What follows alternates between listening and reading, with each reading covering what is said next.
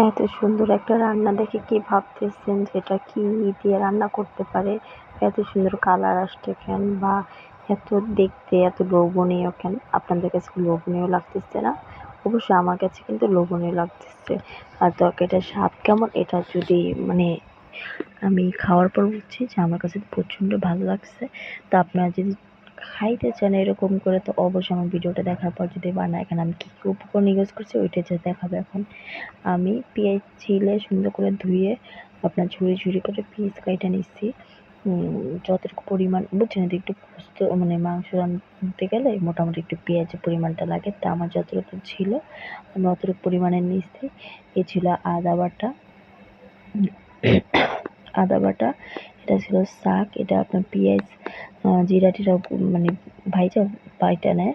আপনার হলুদ মরিচ আর হলো তেল, সাথে যে জিনিসগুলো মানে আমার সাথে নেয় সেটা হলো লবণ আর হলো মুরগির মশলা। আমি ওই দুইটা জিনিস ব্যবহার করছি।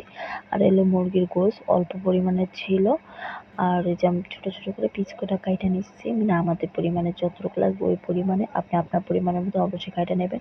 আর এটা ছিল শসাগুলো আমি কাইটা নিচ্ছি। আর এগুলো এই যে দেখছেন কি পরিমাণে মানে কতটুকু সাইজ করে নিচ্ছি, কারণ দেখা যাচ্ছে এটা শসা জিনিস তো সিদ্ধ হওয়ার পর এটা আর এত বড় থাকবে না, ছোট ছোট হয়ে যাবে। আর হলো গোশের পরিমাণটা ছিল মানে আমাদের যতটুকু প্রয়োজন ছিল অতটুকু কিন্তু আমি নিয়েছি। তো আপনাদের যার কাছে যেমন লাগে দেখতে পারেন। এই যে পেঁয়াজ ভাইজা নিতেছি, পেঁয়াজটা ভাজার পরে আপনার হালকা পরিমাণে ভাইজা নেবেন। কাঁচা থাকলে দেখেন না কেমন যেন লাগে। এটা ছিল যে আদা বাটা, মরিচ আর হলুদ, ধনিয়ার গুঁড়া, লবণ টবণ দিয়ে আমি সুন্দর মতন মাংসটা মশলাটা কষায় নিব এখন।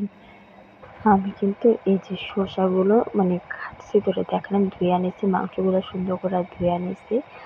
আর সাথে ছিল এইগুলো সুন্দর করে ধুয়ে আনিছি, মানে দেখলে বোঝা গেতেছে, অবশ্যই আপনি বুঝতে পারতেছেন। আর এই যে মশলা কষাইতেছি এর মধ্যে গোছগুলো এখন দিয়ে দিব। দেখেন তো তরকারির কালারটা অস্থির না, বেশি না, এটা তো খিরাই দিয়ে রান্না হলো। পরবর্তীতে কালারটা কেমন হলো আমার আইডিয়া নাই, মানে শসা দেওয়ার পরে প্রয়োজন পড়ে একটু ঘিটুও পাই বা মরিচ বা হলুদ। তো আমার তো এখন অস্থির লাগতেছে কালারটা। আপনাদের কাছে কেমন লাগতেছে অবশ্যই জানাবেন। এটা ছিল লাল মুরগি। যাই হোক, দেখছেন কালারটা কি সুন্দর। এই যে আমি শসাগুলো দিয়ে দিলাম, আপনার বলবেন না এই শসা দিয়ে সে কী দিয়ে রান্না করছি। আপনাদের সামনে সব কিছু দিলাম, দেখেন তারপরেও কালারটা কি সুন্দর। বাকি রেজাল্টটা পরে দেখাবো আবার ইনশাআল্লাহ, দেখতে অনেক মজা হয়েছে। এই যে কষায় টষায় ঝোল দিয়ে আমি রান্না করছি, দেখছেন দেখতে কি লোভনীয় লাগতেছে। আর আমি যে জিনিসগুলো দেখাই সেই জিনিসগুলো দিচ্ছি। আর ওই যে একটা শাক বাটা ছিল ওইটা আমি পরবর্তীতে দিয়ে দিচ্ছিলাম রান্না হওয়া নামানোর আগে। আমার কাছে তো তরকারিটা দেখতে অনেক পরিমাণে লোভনীয় আর খাবারটা খাইতে অনেক স্বাদ লাগছে। তা আমি যেইভাবে রান্না করছি ওইভাবে যদি কেউ দেখে পাক করেন তো অবশ্যই করতে পারেন।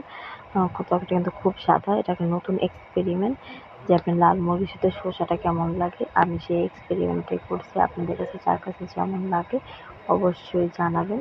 আর আমার কাছে কিন্তু তরকারিটা প্রচুর পরিমাণে ভালো লাগছে। আর এটা আমি আমার হাজবেন্ডের জন্য মানে বাইরে রাখছি, অনেক কাজে ছিল। আর ওটা তো বাকিগুলাও ভাই বোন ওরা সবাই মিলে খাবে। আর এটা ছিল আমাদের তরকারিটা। আমার প্রচণ্ড পরিমাণে লাগছে, এটা প্রশংসা না করলে নেই যে কী পরিমাণে ভালো লাগতেছিল। তো আপনাদের কাছে যার কাছে কেমন লাগে অবশ্যই জানাবেন। তো ভিডিওটা দেখার জন্য ধন্যবাদ। আর এইটা ছিল তরকারির সম্পূর্ণ পরিমাণে ফাইনাল লুক। আমার কাছে জাস্ট অনেক ভালো লাগছে, অনেক ভালো, সেটা পরিমাণ বলার বাইরে। আপনাদের কাছে যেমন লাগে আপনারা দেখতে পারেন। আমার কাছে কিন্তু ভালো লাগছে। আর একটা জিনিস দেখলে কি আপনার প্রত্যেকটা মুহূর্ত তার ভিডিও করে রাখা যায় না। আপনি একটা জিনিস পরিমাণ মতন দেখলে বুঝতে পারেন যে একটা তরকারি রান্না করতে কতটুকু পরিমাণে স্বাদ লাগে আর কীরকম। যারা রান্না করে তারা অবশ্যই জানেন। তো যাই হোক, ধন্যবাদ ভিডিওটা দেখার জন্য।